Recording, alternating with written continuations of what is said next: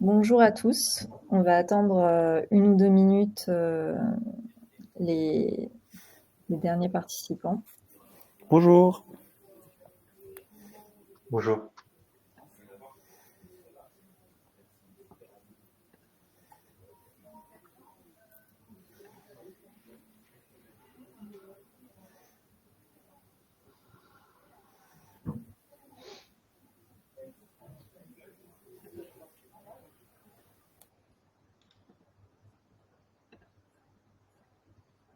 Alors, est-ce que vous voyez la présentation? Oui, c'est bon.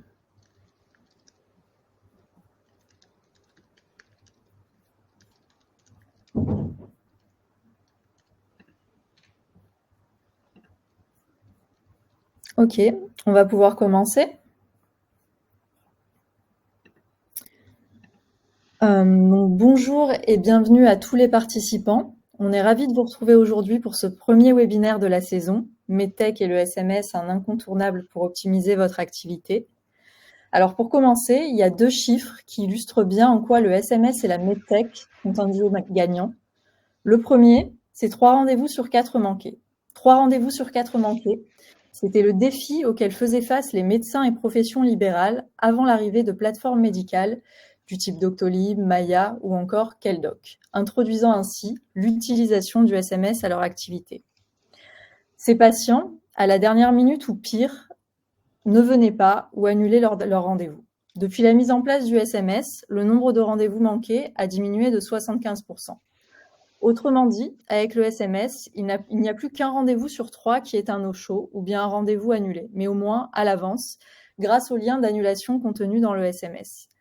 L'autre chiffre que nous voulions partager avec vous, c'est le plus 50% de chiffre d'affaires. 50, c'est l'augmentation du chiffre d'affaires que notre client Mediflash a enregistré depuis qu'il diffuse ses missions à destination des professionnels de la santé, par SMS, avec des missions pourvues en moyenne 2 fois plus vite. On peut donc le dire, le SMS a permis de digitaliser l'un des secteurs les plus importants en France, le secteur médical. Alors bravo à ces entreprises qui ont mis en place des stratégies performantes grâce au SMS et bienvenue à celles qui envisagent de le faire. Donc on remercie nos clients d'être présents aujourd'hui et on souhaite la bienvenue aux autres. On est encore une fois ravis de vous compter aussi nombreux aujourd'hui pour ce premier webinaire dédié à la MedTech et au SMS. Donc pour le préparer, on a échangé avec quelques-uns d'entre vous et on a pu voir que vos usages du SMS sont divers, tout comme vos besoins. Mais il y a bien une chose qui vous rassemble, c'est une certaine exigence vis-à-vis de votre prestataire de messagerie mobile, notamment en matière de sécurité, un autre sujet qu'on va aborder aujourd'hui. Donc sans plus attendre, je vais vous présenter nos intervenants du jour qui sont Guillaume Rogard, responsable de la sécurité des systèmes SMS Mode et expert en cybersécurité Cyberwings. Bonjour à tous. Hervé, directeur du développement chez Sanoya. Puis Fabien Andro, notre CEO. Fabien, je te laisse la parole. Super, merci. Bonjour à toutes et à tous. Dont on va parler aujourd'hui, c'est on va vous présenter un petit peu les différents cas d'usage du SMS, notamment dans la MedTech, et les usages auxquels le SMS répond et permet de satisfaire. Ensuite, on parlera des enjeux et des besoins dans le secteur de la santé, et ensuite on aura une session questions-réponses pour vous permettre de répondre aux questions que vous avez à nous poser. Le premier sujet, c'est les différents usages du SMS dans le secteur de la santé. Quelques chiffres tout d'abord. Donc le SMS est une technologie qui est certes ancienne mais performante. En effet, 98% des SMS sont lus dans la minute. Ils sont compatibles sur 100% des téléphones, c'est-à-dire que tous les téléphones, quel que soit l'âge du téléphone, permet de recevoir un SMS. Il fonctionne dans tous les pays, même avec des réseaux qui sont dégradés, que ce soit en 2G et pas forcément en utilisant la 3G ou 5G. Et d'une manière générale, un sujet qui est hyper important, notamment en lien avec la MedTech et les données sensibles, c'est le fait que le SMS est un outil souverain, car en effet, le message reste la propriété de l'opérateur télécom qui achemine le message, et donc il n'y a pas le message ne fait pas le tour du monde avant d'arriver au destinataire final. Quelques autres chiffres pour mettre en illustration et en exergue la performance du message, c'est que d'une manière générale, donc comme je vous disais, il est lu enfin, reçu et lu, même si on ne peut pas mesurer le taux de lecture, l'outil ayant 30 ans, enfin le SMS ayant 30 ans, on ne peut pas le faire. En revanche, on sait que quand on reçoit un SMS, il est lu. À comparer avec 20% de taux d'ouverture dans l'email. Le SMS est cliqué, c'est-à-dire que les smartphones d'aujourd'hui permettent de cliquer sur un lien raccourci ou long permettant de faire passer une information plus large que les 160 caractères du SMS. Et le SMS est compétitif en termes tarifaires, notamment au regard du taux de lecture et du taux de clic, puisque c'est toujours à comparer avec le nombre de messages envoyés qu'il faut calculer le coût de canal. Quelques usages concernant le SMS, et notamment dans le secteur médical. D'une manière générale, il y a deux piliers sur la partie envoi de messages. Il y a la partie sécurisation des comptes, sécurisation à la création, qui est envoyée souvent, qui permet souvent l'envoi d'un SMS OTP, One Time Password, qui permet de valider un numéro de téléphone, ce qu'on appelle le double facteur d'authentification. Il permet aussi d'améliorer le KYC, Know Your Customer, qui permettant d'être sûr que la personne qui s'inscrit sur la plateforme est vraiment la personne qui dit être. Et d'une manière générale, il permet, une fois qu'on a la donnée, il permet d'utiliser cette donnée à des fins d'optimisation, notamment, comme disait Elsa en préambule, sur la partie rappel de rendez-vous, rappel de visioconférence, rappel de visio de manière générale, sur la partie alerte patient, c'est-à-dire faire transmettre une information au patient, sur la partie gestion, planning et garde, puisque le SMS est immédiat, donc il est réactif, il permet d'avoir l'information en instantané, quel que soit l'endroit où on se trouve, permet d'améliorer le parcours client et les enquêtes médicales dont Hervé nous parlera un petit peu plus tard, puisque c'est sa spécialité. Quelques autres points pour rentrer un petit peu plus en détail concernant ces usages. Il permet tout particulièrement d'améliorer la gestion du parcours client, la remontée d'informations en envoyant des SMS conversationnels, réponses. On va poser une question au client, on va demander une confirmation de rendez-vous, on va demander une action de la part du client permettant vraiment d'avoir une réactivité de la part du destinataire. Il réduit drastiquement les no-shows. Elsa l'a rappelé tout à l'heure, 3/4 des no-shows sont supprimés grâce au SMS. Il permet, comme je vous disais tout à l'heure, la fiabilisation de la data à l'enregistrement, notamment dans le KYC. Il permet d'avoir une communication qui est sécurisée et immédiate, comparée à d'autres messageries, quelles qu'elles soient. La donnée reste en France, pour notre cas particulier dans la VTech française, mais reste dans le pays destinataire des messages. Il permet d'envoyer des données qui sont sensibles. Et enfin, un nouvel usage et un nouveau cas qui apparaît et qu'on voit émerger sur le marché, il permet d'avoir une valeur probatoire, notamment dans tout ce qui est nouveaux outils de SMS de type certifié, qui va nous permettre de certifier que le message a été livré au destinataire final par une preuve qui est forgée par un partenaire EIDAS, par exemple, permettant de rendre probatoire la preuve de livraison. Les enjeux et donc les besoins de ces acteurs. Et donc là, je vais laisser parler Hervé, qui va nous expliquer un petit peu ce que Sanoya fait. Merci Fabien et bonjour à tous.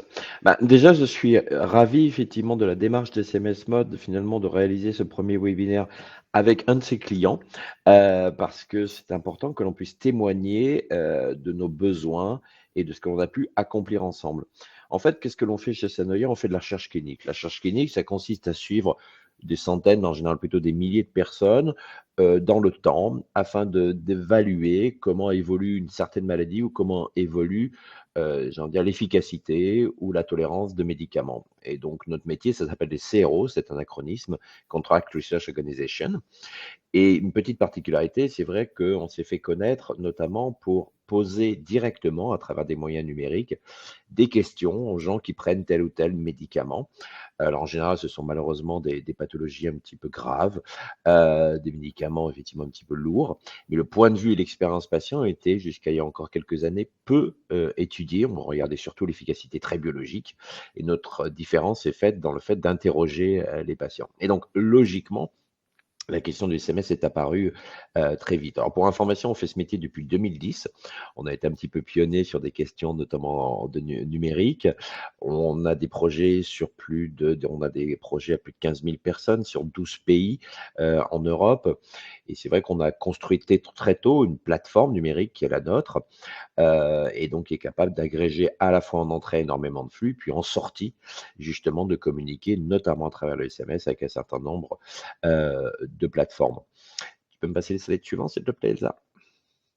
Alors, notre besoin, en fait, concrètement, c'est quoi? C'est qu'on a besoin de contacter par SMS, parce que comme disait effectivement Fabien, bah, ça arrive à l'heure, c'est universel, c'est très inclusif. Qu'est-ce que ça veut dire inclusivité? C'est-à-dire que parfois dans nos études, on a des gens, bah, je sais pas, qui sont un peu plus âgés que moi encore, ils n'ont pas forcément un smartphone, par contre, ils ont un Nokia et qui peuvent recevoir un code effectivement ou un message de rappel. Et la plupart de nos projets nécessitent que l'on contacte souvent des milliers de participants qui participent à ces projets régulièrement. Au début de la participation, effectivement, pour une phase de sécurité, pour établir le canal avec un échange de code. Et puis régulièrement pour les motiver, pour les rappeler, parce que les études que l'on conduit durent de quelques mois à parfois 5 ans, voire même plus. Et donc, il faut régulièrement un petit peu les relancer, à l'horaire d'ailleurs qu'ils peuvent définir. C'est l'avantage du SMS, on peut choisir effectivement. Et c'est vrai qu'on a observé outre les avantages effectivement de delivery, mais surtout, les gens apprécient le côté effectivement «discret» entre guillemets du SMS et puis le SMS est réputé arriver sur le téléphone de la personne. Le téléphone étant devenu un objet extrêmement personnel, il y a une certaine confidentialité qui est là, mais même si cette confidentialité justement nous oblige, on va voir aussi après, quels étaient nos critères, de choix. Le slide suivant s'il te plaît. Alors voilà, c'est vrai que les critères de confidentialité, comme je disais, nous obligent. Et c'est vrai ce qu'on est allé chercher chez SMS Mode, qui n'a pas été notre première plateforme d'envoi de SMS, on va se le dire franchement, hein. On avait commencé avec d'autres opérateurs. Mais en fait, on cherchait quelqu'un qui a aussi cette culture de la sécurité. Parce que la sécurité, c'est pas oui, tiens, j'ai un hébergeur qui est compliant, j'ai tout fait. Non, il faut une démarche sincère. Et donc, il y a cette idée de, c'est ce que j'ai apprécié chez SMS Mode, que la sécurité peut devenir un argument de compétitivité, de différenciation. C'est ça qui est important. Et on cherchait bien évidemment un respect strict du RGPD, mais surtout une idée que les choses évoluent, il va peut-être falloir régulièrement s'améliorer. Donc, on cherchait aussi une équipe accessible et qui avait ce souhait, effectivement, d'être dans une amélioration continue. L'hébergement souverain, bien évidemment, parce que malheureusement, il y a d'autres plateformes françaises où on découvre que, en fait, tout n'est pas vraiment localisé en France en termes de machinerie et même si, la souveraineté n'est pas la réponse à tout, c'est quand même un bon début, de preuve de se dire: «Bon, on a quand même conscience que ça serait bien que les informations sensibles» parce que dans un SMS, bah, il y a le numéro de téléphone de la personne qui est quasiment son identité. C'est le numéro de téléphone maintenant, on n'en change plus, hein. Et puis, ben, un rappel, même de rendez-vous ou un message peut contenir, même dans son objet, même dans les quelques premiers caractères, bah, finalement des informations. Ah, je crois qu'on a perdu les slides, Elsa. Voilà. Ils sont en tout petit chez moi, j'espère qu'ils ne sont pas en tout petit chez les gens. Voilà, bah, ils sont revenus en grand, c'est formidable. Merci Elsa. Donc des informations sensibles. Et aussi, ce qui nous intéressait, c'est l'effort qu'a fait SMS Mode. Alors, je vais être très transparent. On a été client sur la base de la promesse de la certification ISO et on est content d'être demeuré client maintenant que la certification ISO 27001 est obtenue par SMS Mode. Et c'est ce que je résumais. C'est vrai qu'on cherchait un partenaire qui a une préoccupation sincère de la confidentialité des données et avec ce que certains appellent un peu cette idée de privacy by design, c'est-à-dire que la sécurité peut être une différenciation et puis surtout peut-être sincèrement menée. Je ne sais pas si j'ai encore un slide après. Dis-moi. Si, bah oui. Bah, le résultat de tout ça, c'est quoi? Bah, c'est qu'aujourd'hui, donc, l'ensemble des participants à nos projets de recherche que l'on mène donc en France et en Europe, bah, bénéficient d'une expérience patient améliorée et sécurisée.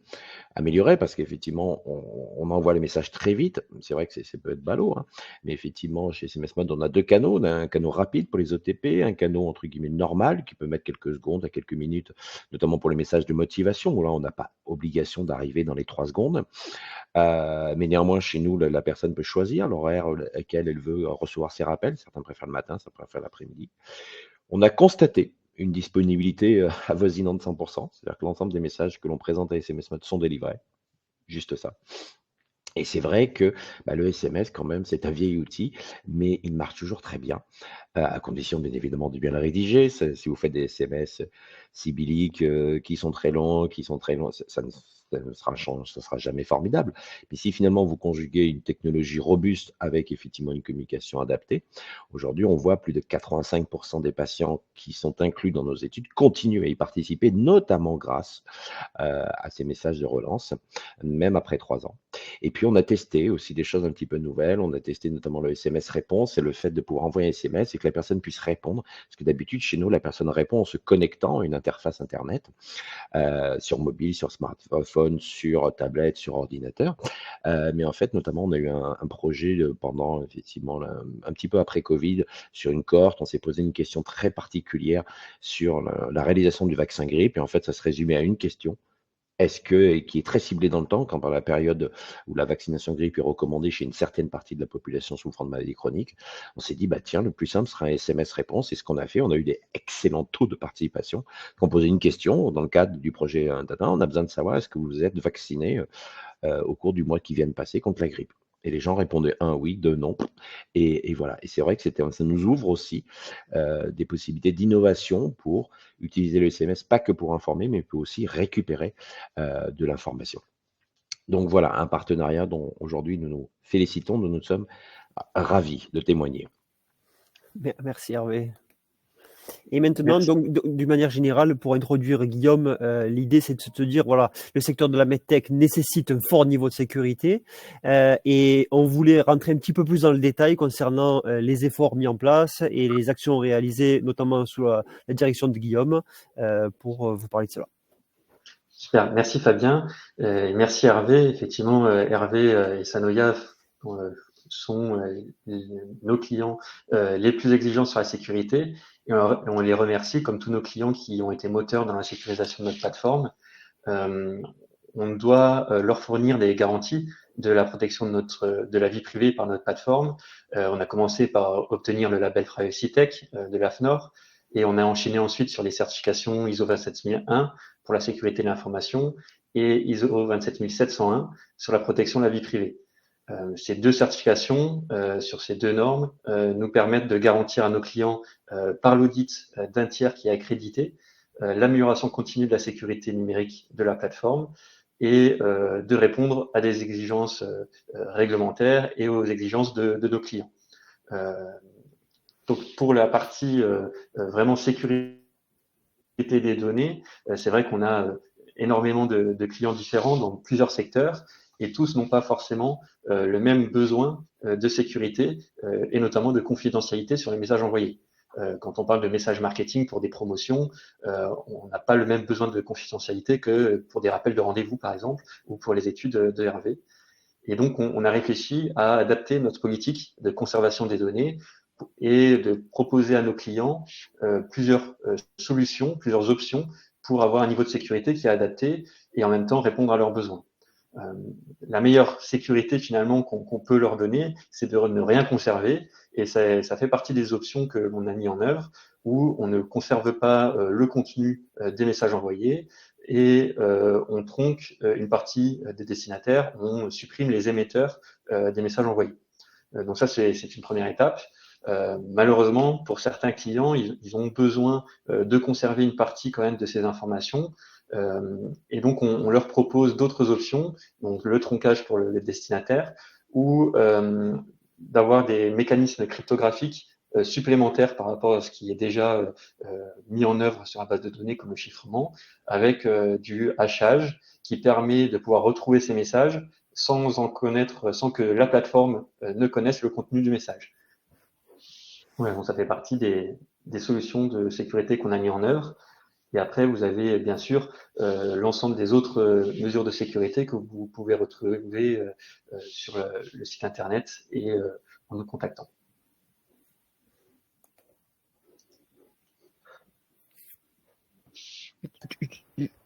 Alors, on a quelques questions. Si vous voulez bien, on va passer à la partie questions-réponses.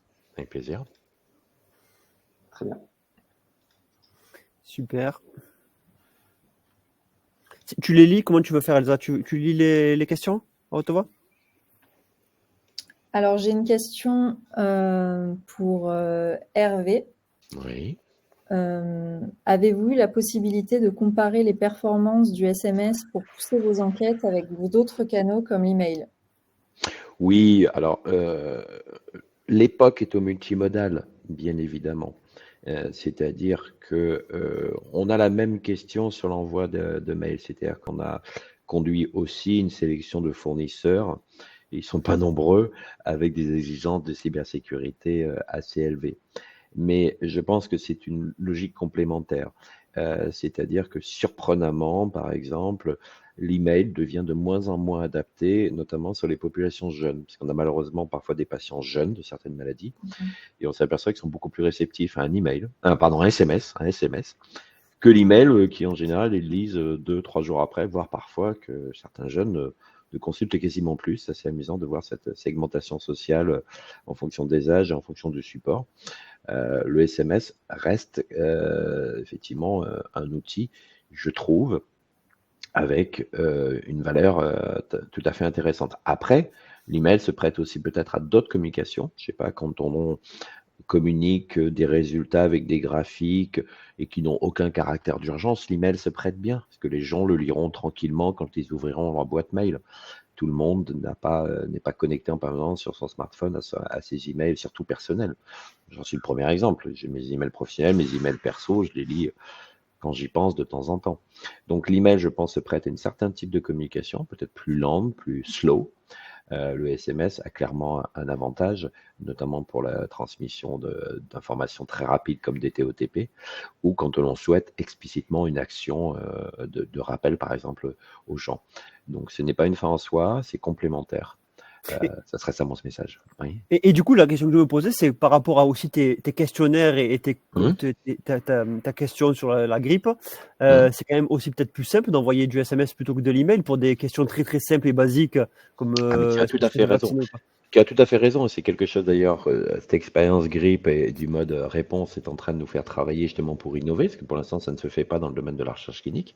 C'est enfin, les gens qui font des jeux en ligne le font depuis longtemps, hein. Envoyez un si vous pensez que le PSG va gagner face à l'OM. Promis, j'en verrai pas un. Finalement dans la recherche clinique, c'était encore peu pratiqué. Donc oui, je pense qu'il y a un canal pour chaque usage.